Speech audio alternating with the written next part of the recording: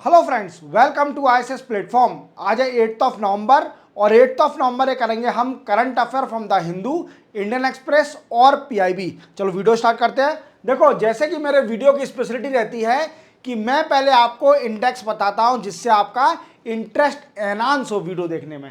देखो, सबसे पहले अपन पढ़ेंगे सुप्रीम कोर्ट डिसीजन देगा कि अलीगढ़ मुस्लिम यूनिवर्सिटी एक माइनॉरिटी यूनिवर्सिटी है कि नहीं है, और इसको अपन जानेंगे शुरू से लेकर 1920 से लेकर जो एक्ट आया था, और देन आफ्टर सुप्रीम कोर्ट के decision in 1967, then after Allahabad High Court का डिसीजन इन 2006, ये हम सब जानेंगे। क्लियर? और इवन 1981 का अमेंडमेंट भी जानेंगे जो कि अलीगढ़ मुस्लिम यूनिवर्सिटी में अमेंडमेंट हुआ था।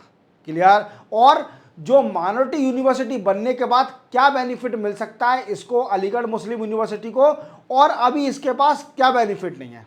क्लियर?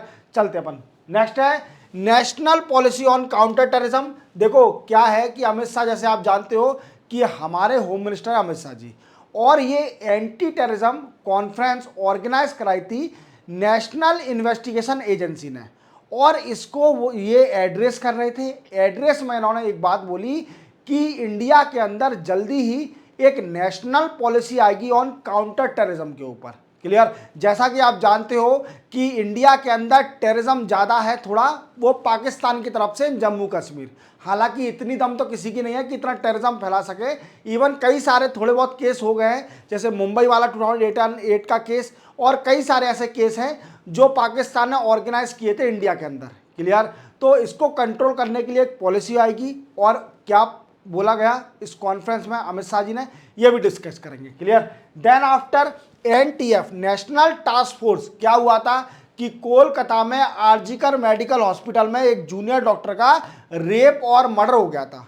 इसका कई सारा इंडिया में प्रोटेस्ट हुआ, और इसी प्रोटेस्ट को क्या हुआ, सुप्रीम कोर्ट ने सू मोटो इस मैटर को अपने अधीन ले लिया, और लेते ही एक नेशनल टास्क फोर्स कमेटी बनाई जो कि रिकमेंडेशन देगी for ensuring the safety of the doctor in hospital.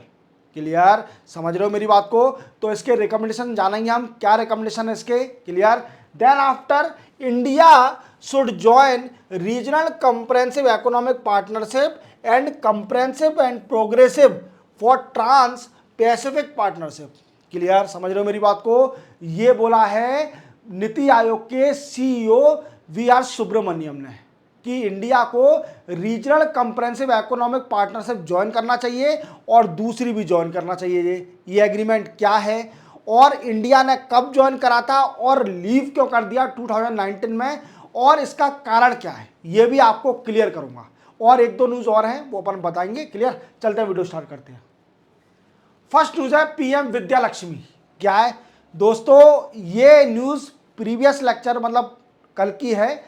तो क्या है, कल मेरा वीडियो नहीं आया था न्यूज़पेपर का, तो मैं इस न्यूज़ को फिर से कवर करा रहा हूँ आपके लिए। देखो क्या है कि कैबिनेट कमेटी ने अभी अप्रूव किया है, कैबिनेट कमेटी की मीटिंग हुई थी, उसमें एक स्कीम को अप्रूव कर दिया है, पीएम विद्या लक्ष्मी स्कीम। अब विद्या लक्ष्मी से क्या है, तो विद्या आप जानते हो, विद्या का मतलब होता है हमारी एजुकेशन। विद्या का मतलब क्या होता है, एजुकेशन। और लक्ष्मी माने क्या होता है, लक्ष्मी माने मनी। और जो आप पर्सन पढ़ता है तो उसको पैसा तो डेफिनेटली मिलना है। अगर एजुकेशन लक्ष्मी देती है तो देख रहे हो आप कॉम्बिनेशन, विद्या लक्ष्मी। विद्या लक्ष्मी मतलब कि एजुकेशन आपको पैसा देगी, याद रखना। क्लियर? तो विद्या लक्ष्मी। अब ये क्या है, तो definitely it is related to the education, but कौन सी education, higher education. It is related to the higher education. But sir कैसे, एजुकेशन प्रोवाइड करी जाएगी? नहीं, इसके अंदर लोन प्रोवाइड करा जाएगा स्टूडेंट को जो कि इकोनॉमिकली वीक है। क्या है, जो स्टूडेंट इकोनॉमिकल वीक है और परस्यू करना चाहता है फॉर द हायर एजुकेशन, तो गवर्नमेंट उसको लोन देगी कोलेट्रल फ्री। मीन्स कोई भी उसका जमा कुछ भी आपको गिरवी नहीं रखना पड़ेगा। आपको लोन लेने के लिए 7.5 लाख तक का लोन आप ले सकते हो कोलेट्रल फ्री। क्या है, कुछ भी जमा नहीं करना पड़ेगा आपको, कोलेट्रल फ्री आप 7.5 लाख का लोन ले सकते हो अगर आप हायर एजुकेशन में एडमिट होना चाह रहे हो। क्लियर? आप क्वालिटी हायर एजुकेशन में जाना चाह रहे हो और आप में क्वालिटी है, आप मेरिटोरियस स्टूडेंट हो, तो आप 7.5 लाख का लोन ले सकते हो गवर्नमेंट से without any collateral. Clear? Clear? अब ये कौन एलिजिबल है सर, ये भी बताइए कि एलिजिबल कौन बच्चा है। तो इसमें एलिजिबिलिटी की क्राइटेरिया है, क्या है? एलिजिबल के क्राइटेरिया है। क्या क्राइटेरिया है? कि जो भी person, students who are willing to get the loan, students family income less than 8 lakh annually. क्या है दोस्तों? कि उसकी एनुअली उसकी फैमिली की इनकम 8 लाख से कम होना चाहिए और वो ineligible for other scheme of government. कौन सी स्कीम? Scholarship scheme. ये इसके लिए एलिजिबल है बच्चा, तो उसको लोन दिया जाएगा 7.5 लाख तक का लोन दिया जाएगा, कोलेट्रल फ्री लोन दिया जाएगा। याद रखोगे, विद्या लक्ष्मी क्या है? Vidya for education, Lakshmi for money. Lakshmi मतलब पैसा, और जो बच्चा पढ़ेगा, जो एजुकेशन गेन करेगा, तो लक्ष्मी तो उसके पास आनी है। ये बात ध्यान रखना, विद्या लक्ष्मी नाम ही ऐसा रखा है कि education is directly proportional to the Lakshmi. पढ़ाई करो तो लक्ष्मी कमाओ। क्लियर? अब क्या है, कोई स्टूडेंट को ज्यादा अमाउंट चाहिए, क्या चाहिए? ज्यादा अमाउंट का लोन चाहिए, more than 7.5 lakh for pursuing the higher education. तो वो क्या करेगा? उसको 10 लाख तक का लोन दिया जाएगा। बट इसमें क्या होगा? सिर्फ ओनली गवर्नमेंट 3% इंटरेस्ट सबवर्सन, क्या है? 3% इंटरेस्ट सबवेंशन करेगी। मीन्स 3% के जो इंटरेस्ट लग रहा है, 3% की छूट दे देगी उसके अंदर। अगर वो 10 लाख तक का लोन लेना चाह रहा है, 7.5 लाख से ज़्यादा का लोन लेना चाह रहा है और 10 लाख तक लोन लेना चाह रहा है, तो गवर्नमेंट क्या करेगी? उसमें 3% का इंटरेस्ट सबवेंशन वीकेंड से कम कर देगी। क्लियर? इंटरेस्ट कम कर देगी 3% का। तो पूरी तरह समझ गए आप कि विद्या लक्ष्मी स्कीम क्या है? विद्या फॉर एजुकेशन और लक्ष्मी फॉर मनी। तो अब क्या है कि education is directly proportional to the money, मतलब जो बच्चा पढ़ाई करेगा तो डेफिनेटली उस पर लक्ष्मी तो आनी है। क्या है? जो बच्चा पढ़ाई करेगा लक्ष्मी आनी है। अगर पढ़ाई नहीं करोगे तो लक्ष्मी के लिए तरसते रहोगे, लक्ष्मी आपके पास नहीं आएगी। ये लक्ष्मी दिवाली पे पूजन करने से नहीं आती, सिर्फ ओनली विद्या से लक्ष्मी आती है। क्लियर? इस बात को ध्यान रखना। फिर कहोगे बड़े होके कि याद हम अपने पापा की बात मान लेते तो आज कहाँ से कहाँ होते। क्लियर?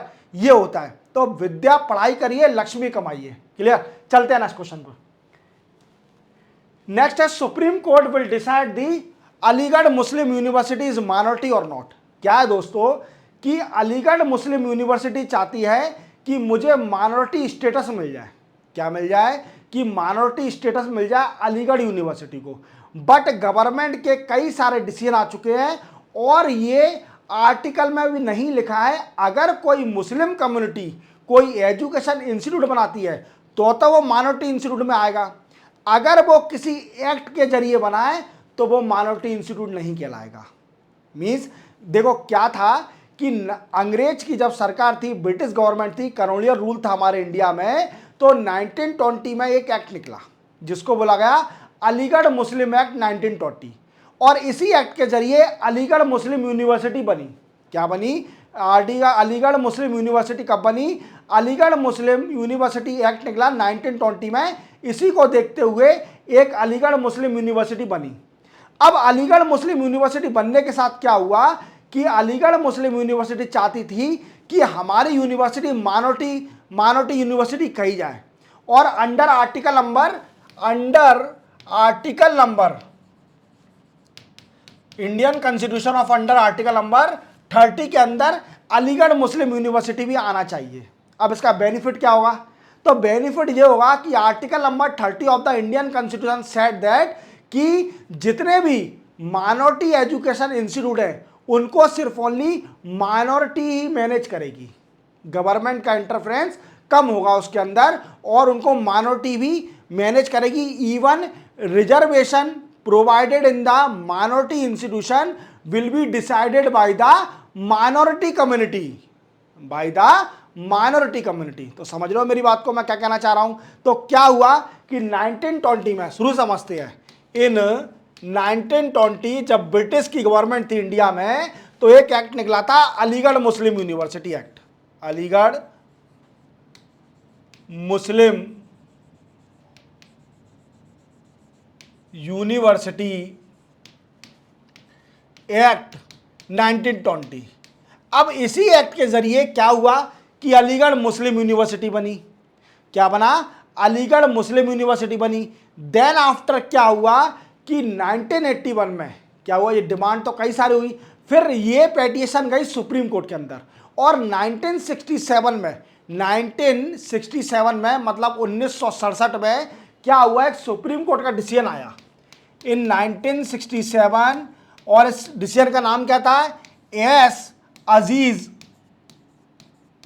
बासा वर्सेस यूनियन ऑफ इंडिया।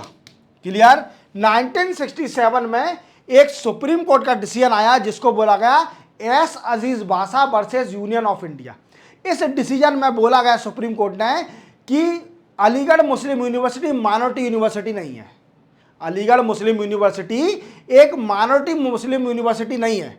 क्यों नहीं है? क्योंकि क्या है कि रीजन दिया सुप्रीम कोर्ट ने, ये मुस्लिम यूनिवर्सिटी एक्ट से बनी है, ना कि किसी मुस्लिम कम्युनिटी ने बनाई है। देखो आर्टिकल नंबर 30 क्लॉज 1 कहता है कि अगर कोई भी यूनिवर्सिटी या कोई भी एजुकेशन इंस्टीट्यूट अगर कोई माइनॉरिटी कम्युनिटी बनाती है तो वो माइनॉरिटी में आएगी।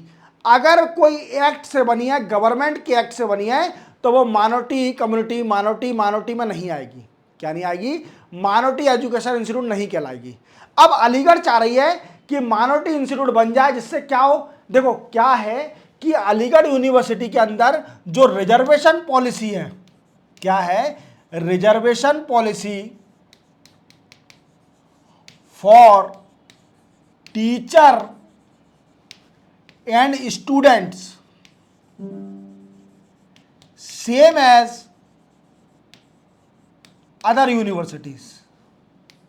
क्या बोला मैंने? क्या है दोस्तों, जो अलीगढ़ मुस्लिम यूनिवर्सिटी है ना, उसके अंदर जो रिजर्वेशन दिया जाता है ना टीचर और स्टूडेंट को, वो सेम है अदर यूनिवर्सिटी से, जो दूसरी यूनिवर्सिटियां हैं उनसे भी सेम है। तो क्या चाहती है अलीगढ़ यूनिवर्सिटी? चाहती है कि ये मुस्लिम यूनिवर्सिटी बन जाए, मुस्लिम यूनिवर्सिटी मतलब माइनॉरिटी यूनिवर्सिटी बन जाए, जिससे क्या हो कि इसको मौका मिल जाए, मौका क्या मतलब वी कैन से पावर मिल जाएगी 50% reservation provided to Muslim student. क्या होगा कि अगर अलीगढ़ मुस्लिम यूनिवर्सिटी माइनॉरिटी में आ गई तो क्या होगा, उससे 50% रिजर्वेशन मुस्लिम स्टूडेंट को दे दिया जाएगा। क्या दे दिया जाएगा? 50% मुस्लिम स्टूडेंट को दे दिया जाएगा रिजर्वेशन, फिर ओनली 50% उसमें अलीगढ़ मुस्लिम यूनिवर्सिटी में सारे मुस्लिम स्टूडेंट होंगे। समझ लो मेरी बात को मैं क्या कहना चाह रहा हूं। देन आफ्टर क्या हुआ,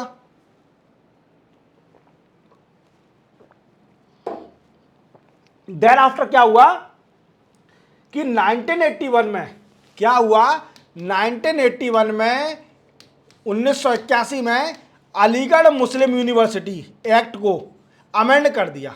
अलीगढ़ मुस्लिम यूनिवर्सिटी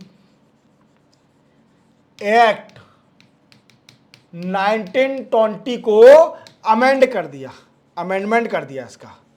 और अलीगढ़ मुस्लिम यूनिवर्सिटी ने क्या किया, इसको देखते हुए पोस्ट ग्रेजुएट में क्या किया, रिजर्वेशन दे दिया 50% for the Muslim student. Muslim student को 50% रिजर्वेशन दे दिया। समझ लो मेरी बात को मैं क्या कहना चाह रहा हूं कि 50% रिजर्वेशन दे दिया। देन आफ्टर ये बात गई हाई कोर्ट में, इलाहाबाद हाई कोर्ट में ये बात गई। तो इलाहाबाद हाई कोर्ट ने साफ साफ मना कर दिया कि आप जो भी कर रहे हो गलत कर रहे हो। क्या कर रहे हो? 2006 में ये इलाहाबाद हाई कोर्ट में गया मैटर, इलाहाबाद हाई कोर्ट में मैटर गया और इलाहाबाद हाई कोर्ट ने इसको स्टक डाउन कर दिया, इस अमेंडमेंट को स्टक डाउन कर दिया और बोल दिया कि ये अनकॉन्स्टिट्यूशन है। आपने अलीगढ़ मुस्लिम यूनिवर्सिटी का अमेंडमेंट कैसे कर दिया और इसको मुस्लिम माइनॉरिटी एजुकेशन इंस्टीट्यूट डिक्लेयर कैसे कर दिया। इवन आप जानते हो कि आर्टिकल नंबर 30 क्लॉज 1 में लिखा हुआ है कि अगर कोई भी एजुकेशन इंस्टीट्यूट सेटअप हुआ है by act of the parliament then it is not considered as a minority education institute. ये साफ साफ लिखा हुआ है, तो आप कॉन्स्टिट्यूशन के खिलाफ कहे जा रहे हो। अब मैटर बड़ा हो गया, मैटर अब ये सुप्रीम कोर्ट पर पहुंच गया है 7 जज पर। कहां पर पहुंच गया है? 7 जज ऑफ सुप्रीम कोर्ट। अब 7 जज जो कॉन्स्टिट्यूशन बेंच बैठेगी सुप्रीम कोर्ट की, 7 जजों की, और वो डिसाइड करेगी कि अलीगढ़ मुस्लिम यूनिवर्सिटी को माइनॉरिटी यूनिवर्सिटी का टैग दिया जाए कि नहीं दिया जाए। तो आप पूरी कहानी समझ गए होंगे कि कहां से स्टार्ट हुई कहानी और कहां पर खत्म हो रही है। अब जब आगे सुप्रीम कोर्ट का डिसीजन आ जाएगा 7 कॉन्स्टिट्यूशन बेंच का, तो मैं आपको क्लियर करूंगा कि अलीगढ़ मुस्लिम यूनिवर्सिटी एक माइनॉरिटी यूनिवर्सिटी कहलाएगी कि नहीं कहलाएगी। क्लियर? चलते अपन नेक्स्ट क्वेश्चन पर। नेक्स्ट क्या? नेक्स्ट न्यूज पर देखो, ओलंपिक 2036। जैसे आप जानते हो कई सारे बच्चे ओलंपिक देखते होंगे, हमारी इंडिया भी ओलंपिक में अब अच्छा करने लगी है, कई सारे मेडल आने लगे हैं।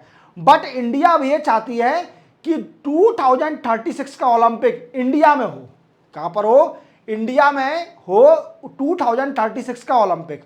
और इंडिया इसके लिए कई सारा प्रयास कर रही है कि 2036 का ओलंपिक हमारे इंडिया में होना चाहिए, और इसके लिए इंडिया बड़ा प्रयास कर रही है। इंडिया ने अपनी कई सारी स्पेशलिटी बताई इंटरनेशनल ओलंपिक कमेटी को, इंटरनेशनल ओलंपिक कमेटी को कई सारी अपनी स्पेशलिटी बताई कि इंडिया हमारा कितना पीसफुल कंट्री है। क्या है? इंडिया हमारा कितना पीसफुल कंट्री है, ये स्पेशलिटी बताई इंटरनेशनल ओलंपिक कमेटी को। अब देखिए 2036 का ओलंपिक जो कंडक्ट कराने के लिए कौन कौन सी कंट्री लाइन में लगी हुई है। तो देखो, सबसे पहली कंट्री है कतार। कतार कंट्री चाहती है कि 2036 का ओलंपिक कतार में हो। Then after Saudi Arabia, Saudi Arabia भी लाइन में है कि इसका होना चाहिए ओलंपिक 2036 में। देन आफ्टर इसके बाद है we can say Turkey, Turkey भी चाहती है। और इंडिया चाहती है कि 2036 का ओलंपिक इंडिया में होना चाहिए। अब ये क्यों? इंडिया ने अपनी स्पेशलिटी बताई कि हम बड़े ही पीसफुल कंट्री हैं स्टार्टिंग से। आप देखिए हमारे यहाँ पर इतना पीस एरिया है, कोई भी दिक्कत नहीं है, आराम से हम ओलंपिक कंडक्ट करा देंगे 2036 में। कैसे? देखो आप देखिए हमारे यहाँ पर, आप जानते हो वसुदेव कुटुंबकम, ये क्या है सर? वसुदेव कुटुंबकम। देखो ये संस्कृत वर्ड है, जो संस्कृत वर्ड है वसुदेव कुटुंबकम, इसका मतलब है वर्ल्ड इज वन फैमिली। क्या मतलब है इसका? World is one family, world is one family. ये क्या होता है सर जी? कि मतलब हमारा इंडिया इतना पीसफुल देश है कि हम वसुदेव कुटुंबकम को फॉलो करते हैं, और हम ये मानते हैं कि ये पूरा जो वर्ल्ड है, ये पूरा जो पृथ्वी है, एक फैमिली है। क्या है? इंडिया हमारा, देखो दोस्त, क्या इंडिया हमारा कितना, मतलब सोच देखिए हमारे इंडिया की। इंडिया लोग समझते हैं कि ये जो वर्ल्ड है, ये विश्व है, एक फैमिली है। क्या है? वसुदेव कुटुंबकम, जो कि संस्कृत वर्ड है, और इसका मतलब होता है कि वर्ल्ड एक वन फैमिली है। समझ रहे हो मेरी बात को मैं क्या कहना चाह रहा हूं? और बोला कि हमारे यहां पर एशियंट सिल्क रूट भी था। Then after we can say spice route भी है था। तो हमारी कंट्री है एलिजिबल है ओलंपिक को कंडक्ट कराने के लिए 2036 में। सिंपल सा है। अब देखते हैं इंटरनेशनल ओलंपिक कमेटी क्या कहती है कि ओलंपिक होगा कि नहीं होगा। वो अपन बाद में आपको बताऊंगा। क्लियर, सिंपल था। चलते अपन नेक्स्ट न्यूज पर। नेक्स्ट है national policy on counter terrorism. देखो आप देख पा रहे होंगे, ये अमित शाह। अमित शाह कौन है? हमारे होम मिनिस्टर अमित शाह जी हैं, यूनियन होम मिनिस्टर। इन्होंने क्या किया, एक एंटी टेररिज्म कॉन्फ्रेंस चल रही थी। क्या चल रही थी? Anti terrorism conference, sorry, anti terrorism conference. और इसको ऑर्गेनाइज किसने किया था? Organised by NIA. एनआईए क्या है? नेशनल इन्वेस्टिगेशन एजेंसी है एनआईए। क्या है? Anti terrorism conference. और इसको वीकेंड से रिप्रेजेंट किसने किया? अमित शाह जी ने। अमित शाह जी इसको रिप्रेजेंट कर रहे थे और उन्होंने एक बात बोल दी कि इंडिया जल्दी ही एक पॉलिसी निकालेगी काउंटर टेररिज्म। टेररिज्म को कंट्रोल करने के लिए इंडिया बड़ी ही जल्दी पॉलिसी निकालेगी।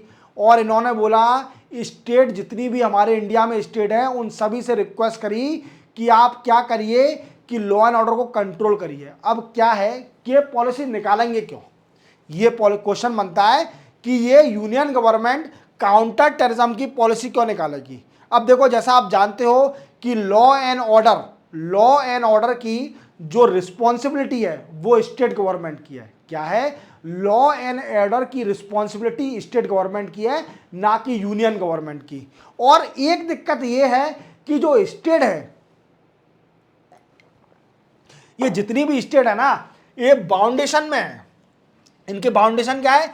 एक ज्योग्राफिकल बाउंडेशन, एक ज्योग्राफिकल बाउंडेशन है। मींस क्या है? एक पर्टिकुलर स्टेट सिर्फ ओनली कानून बना सकती है अपने एरिया में। जैसे मध्य प्रदेश है, मध्य प्रदेश अगर कोई कानून बनाती है तो वो सिर्फ ओनली कानून रहेगा मध्य प्रदेश के बॉर्डर तक ही। अगर राजस्थान लग गया, यूपी लग गया, तो कुछ और कानून होगा, कुछ और नियम लग जाएंगे। और टेररिज्म जो होता है, जो आतंकवादी होते हैं, इनकी कोई बाउंड्री नहीं होती। ये पूरे, मतलब ये आतंकवादियों की कोई बाउंड्री नहीं होती, कोई सीमा नहीं है, ये कहीं भी टेररिज्म कर सकते हैं।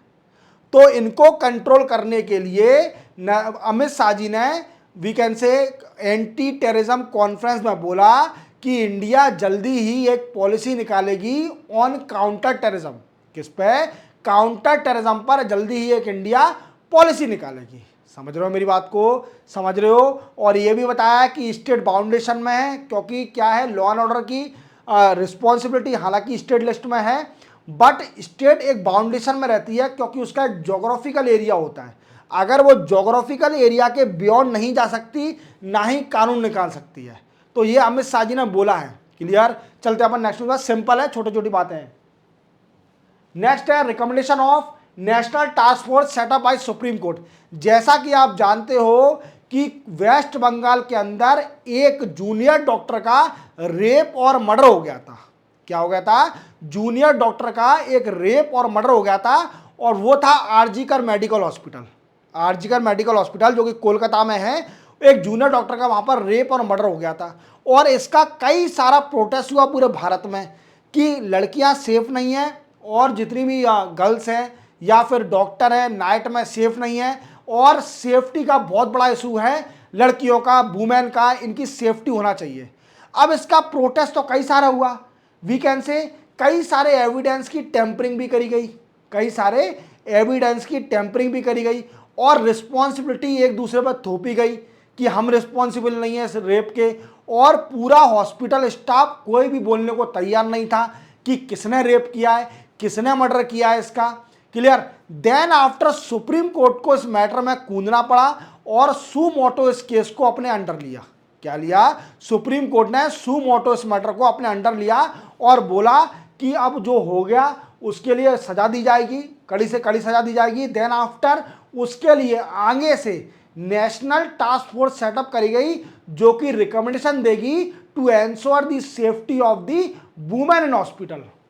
क्या है? नेशनल टास्क फोर्स सेटअप करी गई और बोला गया कि ये रिकमेंडेशन देगी कि एक कमेटी, मतलब एंश्योर करने के लिए कि वुमेन सेफ रहें हॉस्पिटल के अंदर, चाहे नाइट ड्यूटी पर हैं चाहे दिन की ड्यूटी पर हैं, तो वुमेन की सेफ्टी के लिए सुप्रीम कोर्ट ने एक नेशनल टास्क फोर्स सेटअप करी थी, क्लियर, हॉस्पिटल के अंदर, क्लियर, रिकमेंडेशन देंगे। अब इनके रिकमेंडेशन क्या है नेशनल टास्क फोर्स के, तो पहला रिकमेंडेशन था कि know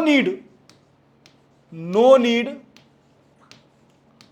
for separate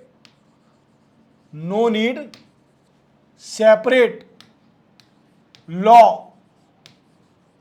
for safety of women, क्या बोला, पहला रिकमेंडेशन क्या था नेशनल टास्क फोर्स का, पहला बोला कि कोई जरूरत नहीं है एक अलग से कानून बनाने की वुमेन की सेफ्टी के लिए, क्योंकि 24 स्टेट ने ऑलरेडी इसके लिए कानून बना दिया है। फॉर माइनर ऑफेंस और मेजर ऑफेंस के लिए हमारे इंडिया में भारतीय न्याय संहिता है, कौन सी है, BNS कानून है हमारे यहाँ पर, भारतीय न्याय संहिता। ये मेजर ऑफेंस के लिए है और कड़ी से कड़ी सजा है इसके अंदर। अगर कोई भी रेप करता है, कोई भी मर्डर करता है, तो इसके लिए भारतीय न्याय संहिता में ऑलरेडी कानून है और कड़ी से कड़ी सजा है। आप अलग से कानून मत निकालिए, हालांकि स्टेटों ने निकाल दिए हैं, 24 स्टेट ऑलरेडी कानून निकाल चुकी है। जो भी हॉस्पिटल में किसी भी वुमेन के संग कुछ भी एक्टिविटी होती है, क्लियर, टीजिंग होता है या मॉलेस्टेशन होता है या फिर रेप मर्डर कुछ भी होता है, तो उसको कड़ी से कड़ी सजा दी जाएगी, क्लियर। दूसरी बात क्या बोला रिकमेंडेशन में कि हॉस्पिटल के अंदर एक कंप्रेहेंसिव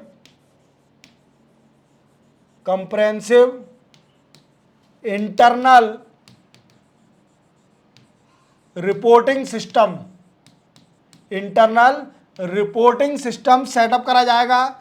ये क्या कराया जाएगा, ये क्या करेगा, ये एनालिसिस करेगा ऑन दी हॉस्पिटल प्रीमाइसेस, क्या है, हॉस्पिटल में कोई भी कंप्लेंट या कुछ भी होता है तो ये इसको एनालिसिस करेगा, क्लियर, ये बोला था। देन आफ्टर तीसरा रिकमेंडेशन क्या है, तीसरा रिकमेंडेशन क्या है, इंस्टीट्यूशनलाइज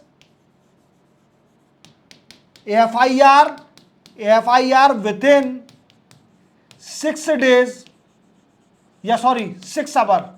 6 आवर ऑफ इंसिडेंट्स। क्या बोला कि 6 घंटे के अंदर अगर कोई भी ऐसा हॉस्पिटल में मतलब कोई भी ऐसा ऑफेंस हो जाता है तो 6 घंटे के अंदर FIR दर्ज हो जाना चाहिए। FIR लॉन्च करने में देरी नहीं होना चाहिए। जैसे RG मेडिकल हॉस्पिटल में हुआ कोलकाता के अंदर कि उस जूनियर डॉक्टर का रेप और मर्डर हो गया और FIR नहीं लिखी गई। आप देखिए ये कंडीशन है, FIR तक नहीं लिखी गई थी वहां पर, जो जूनियर डॉक्टर का रेप और मर्डर हो गया, जब उसका पूरा प्रेशर हो गया, हायर अथॉरिटी तक पहुंच गई खबर, देन आफ्टर FIR लिखी गई। तो नेशनल टास्क फोर्स का तीसरा रिकमेंडेशन है कि इसमें 6 घंटे के अंदर अगर कोई ऐसा इंसिडेंट हो जाता है तो 6 घंटे के अंदर FIR लॉन्च करी जाए। समझ रहे हो मेरी बात को। देन आफ्टर और क्या है, एक इंटरनल कंप्लेंट कमेटी बनाई जाएगी हर हॉस्पिटल में। Internal complaint committee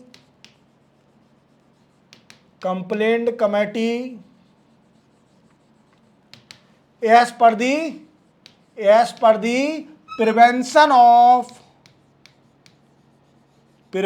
of sexual harassment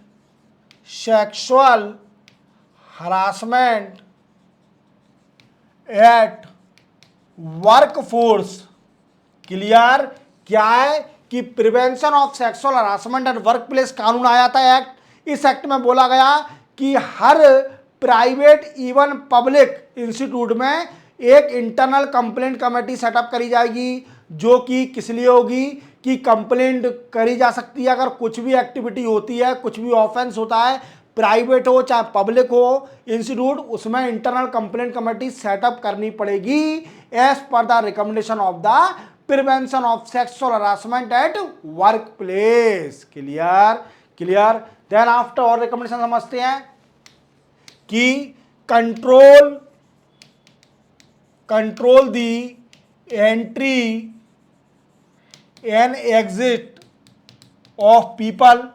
देखो क्या है, ये रिकमेंडेशन दिया गया कि देखो कोई भी अगर पेशेंट, फैमिली का मेंबर अगर हॉस्पिटल में भर्ती होता है तो ये मत करिए कि पूरा घर ही जाके 10-10 लोग जा रहे हैं उसको देखने के लिए, उसको हो गई है फुंसी और वो हॉस्पिटल में भर्ती है और 10-10 लोग जा रहे हैं उसको देखने के लिए। अरे ठीक है, कुछ भी हो, उसको आप एक एक से मतलब जाइए, इतना एंट्री ना करिए। तो नेशनल टास्क फोर्स का रिकमेंडेशन है कि ये जितने भी एंट्री और एग्जिट होते हैं ना, भर भर के लोग घुस जाते हैं, आईसीयू में भी घुस जाते हैं लोग बाग। मतलब इनके देखने से इनको ये लगता है कि हम देख लेंगे पेशेंट को तो पेशेंट उठ के खड़ा हो जाएगा। ऐसा कहीं होता है क्या? डॉक्टर इलाज कर रहा है, डॉक्टर की रिस्पॉन्सिबिलिटी है, तुम्हारे जाने से क्या हो जाएगा? तुम अपने फैमिली से मिलो ना, पेशेंट को देख के क्या खड़ा हो जाएगा तुम्हारा पेशेंट? तुम देख लोगे तो मतलब लोग बागों में इतना दिमाग नहीं है कि इवन आईसीयू में भी घुस जाते हैं पेशेंट को देखने के लिए। जैसे ये बहुत बड़े डॉक्टर हैं, यही खड़ा कर देंगे पेशेंट को, सही कर देंगे। इतने मूर्ख लोग हैं भारत के अंदर। Clear? Then after control the entry and exit of people. फिर इसके बाद क्या है, एक और रिकमेंडेशन दिया कि जो वेंडर होते हैं, वेंडर को एंट्री ना मिले हॉस्पिटल के अंदर। जो स्ट्रीट वेंडर या छोटे मोटे दुकान वाले होते हैं, ये चाय वाले, इनको एंट्री ना दी जाए हॉस्पिटल के अंदर, इनको एंट्री ना दी जाए। और कंट्रोल रूम भी होना चाहिए। Setup the control room, setup control room, control room for किसके लिए? सीसीटीवी फुटेज के लिए। Clear? Then after transportation of doctors in hospital at night और दिन, ट्रांसपोर्टेशन बेस्ट होना चाहिए।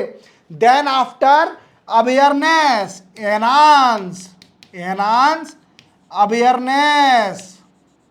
किसकी अवेयरनेस?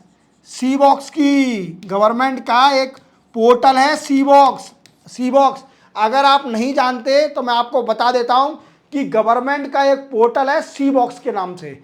सी बॉक्स में अगर आपके संग कोई भी ऑफेंस होता है, महिला के संग अगर कोई भी ऑफेंस होता है, कोई भी आपके संग बदतमीजी करता है, तो आप सी बॉक्स में जाकर इस पोर्टल में उसके खिलाफ कंप्लेंट कर सकते हो ऑनलाइन, और आपको इमीडिएटली एक्शन लिया जाएगा। तो याद रखना, सी बॉक्स पोर्टल है, डाउनलोड कर लीजिए मोबाइल में। अगर कोई भी ऑफेंस करता है, बदतमीजी करता है आपके, तो आप ऑनलाइन रजिस्ट्रेशन कर सकते हो उसकी कंप्लेंट। क्लियर? चलते अपन, समझ गए पूरे, ये रिकमेंडेशन है। क्लियर? चलते अपन नेक्स्ट उस पर। नेक्स्ट है India should join regional comprehensive economic partnership and comprehensive partnership और ट्रांस पैसिफिक, नहीं, comprehensive progressive and progressive for trans Pacific partnership. क्या है? For trans Pacific partnership. और ये क्या है दोस्तों? ये क्या है? आरसीईपी। आरसीईपी क्या है? रीजनल कंप्रेहेंसिव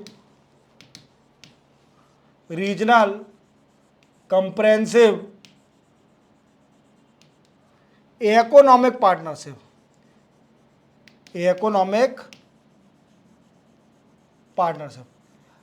ये सर है क्या?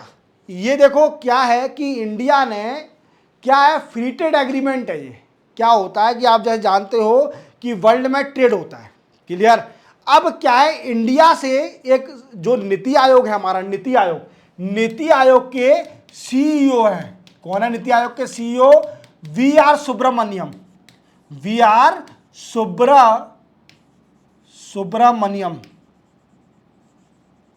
इन्होंने क्या बोला है? बी आर सुब्रमण्यम ने बोला है कि इंडिया को फिर से रीजनल कंप्रेहेंसिव इकोनॉमिक पार्टनरशिप और टीपीपी को ज्वाइन करना चाहिए। क्या करना चाहिए? Comprehensive and progressive for trans Pacific partnership and regional comprehensive economic partnership को इंडिया को ज्वाइन करना चाहिए। अब देखो क्या था कि रीजनल कंप्रेहेंसिव इकोनॉमिक पार्टनरशिप क्या है? एक ये आसियान ने क्या किया है कि कई सारी कंट्री के साथ ट्रेड को एनहांस करने के लिए एक regional comprehensive economic partnership agreement sign कर लिया है। देखो 10 आसियान की कंट्रियां और इवन 6 कंट्री कौन सी? China, Japan, South Korea, Australia, ये सारी कंट्रियां मिलकर एक regional comprehensive economic partnership sign किया है। देखो जिसमें लिखा है ना, देखो ये 10 तो कंट्री हो गई आसियान की, then after Australia, then after New Zealand, और then after south Korea, China, clear, ये कंट्रियां, देन आफ्टर इसके बाद हाँ ये सारी हो गई, क्लियर, ये और जापान, ये 6 कंट्रियों ने मिलके, इंडिया भी 2013 में ज्वाइन करा था रीजनल कंप्रेहेंसिव इकोनॉमिक पार्टनरशिप को। कितना? 2013 में रीजनल कंप्रेहेंसिव इकोनॉमिक पार्टनरशिप को इंडिया ने भी ज्वाइन किया था, पर 2019 में रीजनल कंप्रेहेंसिव इकोनॉमिक पार्टनरशिप को इंडिया ने छोड़ दिया। अब क्यों छोड़ दिया? क्योंकि क्या था कि इसको इंडिया का नेगेटिव इफेक्ट हो रहा था। क्या है? ये फ्री ट्रेड एग्रीमेंट है, और फ्री ट्रेड एग्रीमेंट क्या होता है कि हम इंपोर्ट और एक्सपोर्ट कर सकते हैं without any custom duty, without any custom duty. That is the main motive of the regional comprehensive economic partnership और the free trade agreement. Clear clear. But क्या हुआ कि चाइना इसमें एक कंट्री थी, चाइना भी इसका मेंबर था, तो चाइना को पॉजिटिव पॉइंट मिल रहा था। चाइना क्या कर रही थी? चाइना अपना प्रोडक्ट इंडिया में बेच रही थी, रीजनल कंप्रेहेंसिव इकोनॉमिक पार्टनरशिप का यूज कर कर इंडिया में अपना प्रोडक्ट बेच रही थी, और उससे क्या हो रहा था कि हमारे इंडिया की डोमेस्टिक कंपनी डिस्ट्रॉय होते जा रही थी। क्या होते जा रही थी? डोमेस्टिक कंपनी डिस्ट्रॉय होते जा रही थी। तो इसी कारणवश इंडिया ने रीजनल कंप्रेहेंसिव इकोनॉमिक पार्टनरशिप को 2019 में लीव कर दिया, और ये पार्टनरशिप हमने कभी ज्वाइन ही नहीं करी। Comprehensive and regional for trans Pacific partnership हमने कभी ज्वाइन नहीं करी। क्लियर। ये वर्ल्ड की पार्टनरशिप है। क्लियर, ये पूरा। पर जो नीति आयोग के सीईओ हैं वी.आर. सुब्रमण्यम, इनका कहना है कि इंडिया को रीजनल कंप्रेहेंसिव इकोनॉमिक पार्टनरशिप को फिर से ज्वाइन करना चाहिए, क्योंकि क्या है कि हमारे इंडिया की जो एमएसएमई है, micro small and medium enterprise, ये 40% एक्सपोर्ट करती है। कितना एक्सपोर्ट करती है? जितना भी इंडिया से एक्सपोर्ट होता है उसका 40% तो सिर्फ only medium small and micro enterprise करती है, micro small and medium enterprise करती है। क्लियर। अब क्या है कि इनको बेनिफिट मिलेगा इस एग्रीमेंट से। वी.आर. सुब्रमण्यम कह रहे हैं कि अगर इंडिया ये एग्रीमेंट साइन करती है तो micro small and medium enterprise को बेनिफिट दिया जाएगा, बेनिफिट मिलेगा, क्योंकि सबसे ज्यादा एक्सपोर्टर कौन कर रही है? एमएसएमई। और ये बड़ी बड़ी पीएसयू है ना, इनका कोई रोल नहीं है, ये बहुत कम एक्सपोर्ट करती हैं।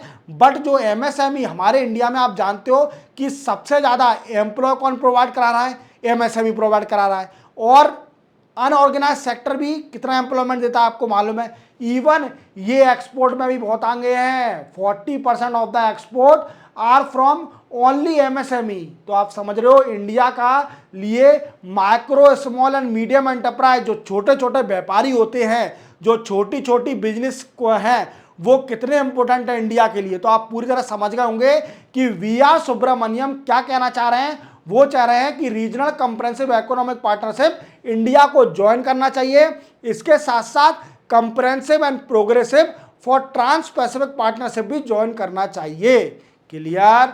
आप पूरी तरह समझ गए। आज का लेक्चर यहीं कंप्लीट होता है। 8 नवंबर के करंट अफेयर कंप्लीट होते हैं। चैनल को सब्सक्राइब और बेल आइकन प्रेस करना ना भूलना। मिलते हैं हम कल नए करंट अफेयर के साथ, तब तक के लिए जय हिंद।